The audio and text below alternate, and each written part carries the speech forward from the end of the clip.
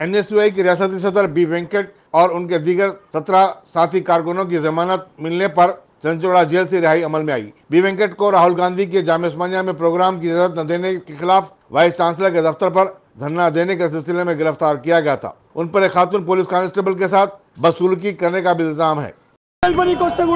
మా నాయకులు కూడా ములాఖాత్ చేయకుండా అడ్డుకొని గవర్నమెంట్ కావాలని చెప్పని నిరంకుశ పాలన చేసింది। ఇప్పటికీ 3 సార్లు జైల్లో పెట్టిరు, అయినా వెనక్కి పోయేది లేదు। ఎన్ని జరిగినా విద్యార్థుల పక్షాన, నిరుద్యోగుల పక్షాన, తప్పనిసరిగా కాంగ్రెస్ పార్టీ పక్షాన, ఎన్ఎస్యూ పక్షాన ముందుండి విద్యార్థుల కోసం మా పోరాటం కొనసాగిస్తాం। ఇప్పటికైనా ముఖ్యమంత్రి గారు చెప్తున్నా, ఈ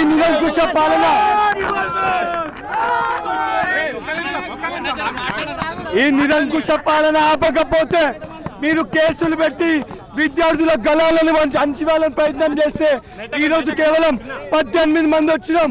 రేపు పొద్దున జైలు బరో కార్యక్రమం నిరుద్యోగులను చైతన్యపరిచి ఈ కల్వకుంట్ల కుటుంబాన్ని తెలంగాణకి వెళ్ళి తరిమి కొడతాం। అదే విధంగా మాకు సంఘీభావంగా ఏదైతే మా నాయకుడు రాహుల్ గాంధీ గారు, మా పిసిసి అధ్యక్షులు రేవంత్ రెడ్డి గారు, సిఎల్పి నాయకులు బట్టి విక్రమార్క గారు, కాంగ్రెస్ నాయకత్వం అంతా కూడా మాకు జైలుకు వచ్చి మాకు ధైర్యాన్ని ఇచ్చారు।